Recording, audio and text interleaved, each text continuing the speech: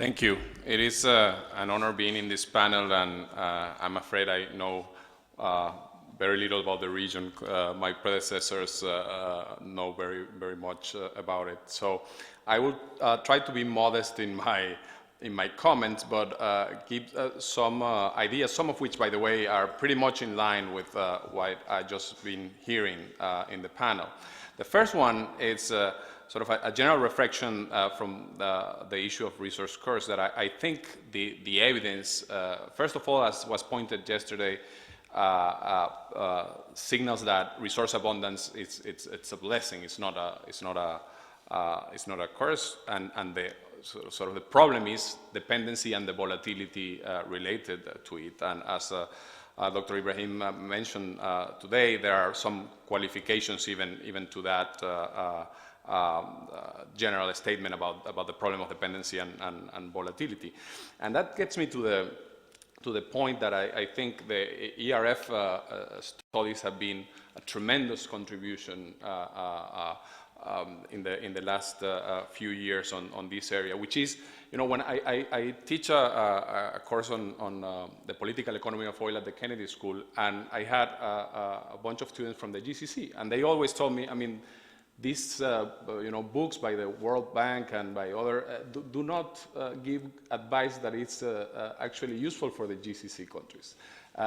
These statements are much more relevant for other types of countries, but the specificity of our countries is not well studied here.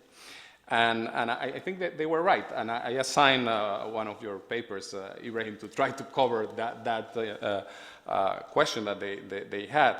But I think there is much to be done in that regard. And I think that two particularities: one, the huge magnitude of the rents that make a big difference with, for example, these populist cycles that we see in Latin America or in other regions are very different when you have these magnitudes of rents. Both rents per capita and reserves per capita that tell you a little bit about the sustainability of some of this distribution of rents.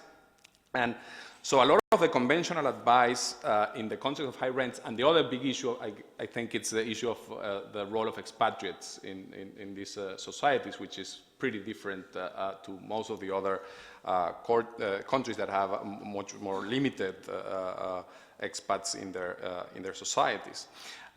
So given those issues, and I had, both of my predecessors talked about asset diversification. Actually, all of them talked about asset diversification, and I had that as one of the big things. It seems to me that with this level of rents, it's so difficult to aim for diversification in the traditional way of, manufacturing, agriculture, etc. That the way that you have already applied is actually the way that we should be studying more carefully, which is asset diversification, both in terms of the sovereign wealth fund and in the activities like the national oil company and other, and even the private sector.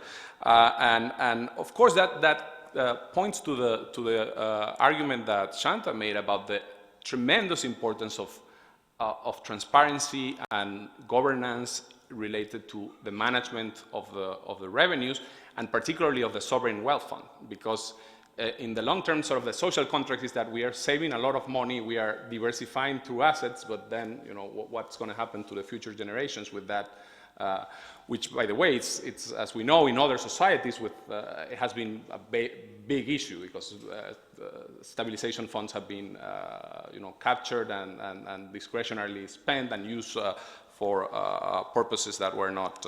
And by the way, another big issue for a society is to decide how do you contain the pressures to spend more of the sovereign wealth fund, because I do think that if you think seriously about this strategy, you need to save a lot of money, right? So it's a big issue.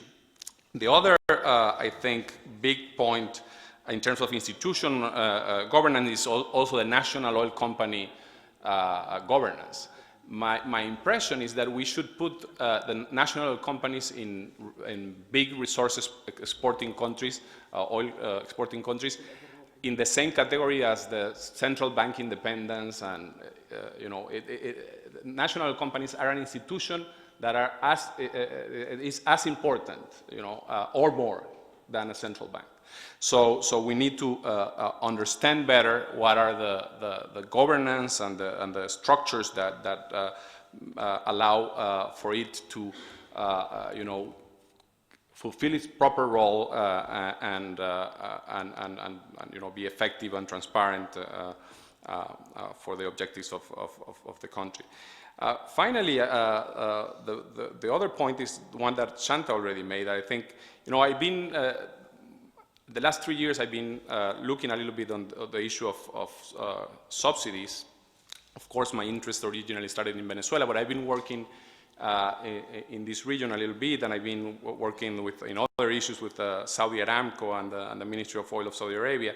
And it seems to me that this is, the elephant in the room, in the sense that, energy subsidies are, as Shanta mentioned, one of the worst ways possible of distributing rents. And if you think about the alternative, is much more progressive in terms of income inequality. Of course, it reduces the negative externalities of overconsumption, like the traffic, the accidents, and all those negative effects. Not to talk about the other externalities that the rest of the world cares about, like CO2 emissions, etc. The other thing is that there is nothing as attractive fiscally as increasing the price of gasoline, in the sense of when you tax, usually you create a distortion. But in this case, when you raise the price of energy, you're actually solving a distortion, which is the massive negative externalities that this consumption has. And on top of that, is very inelastic, the demand, and so it makes it a good way to increase government revenues. And of course, in a country like Kuwait, maybe this is not as crucial as, say, Saudi Arabia, because in the long term, they face a much more difficult sort of sustainability issue. But I think it is a very, very, very important problem for all the incentive reasons that I mentioned. And then comes the question. So this is sort of part of the social contract of society today. So what is the alternative? And I, by seeing some very fragmented but interesting evidence of surveys and focus groups in this region, it seems that it's not as easy for people to understand the notion of giving cash transfer instead of an energy subsidy. So it's not something that it's as easy to sell as I would have imagined. But I think it's a very important issue that has to be discussed. And it could be a major change in sort of the structure of the social contract, because as Shanta mentioned, it would be a way to take the rents directly to the citizens, but it has significant implications, both economic and political, that have to be well understood to actually implement social policy. But it seems to me that it's one of those things that it's difficult to find an issue, a problem in which you have a solution that it's good in every single, direction. The only sort of issue seems to be how do you make it politically viable. That I think it seems to me that it's one of those things that has to be seriously studied. So I'm honored to be here. I'm learning a lot, and I am very interested in the success stories of this region, and hope to be continue studying this region. Thank you.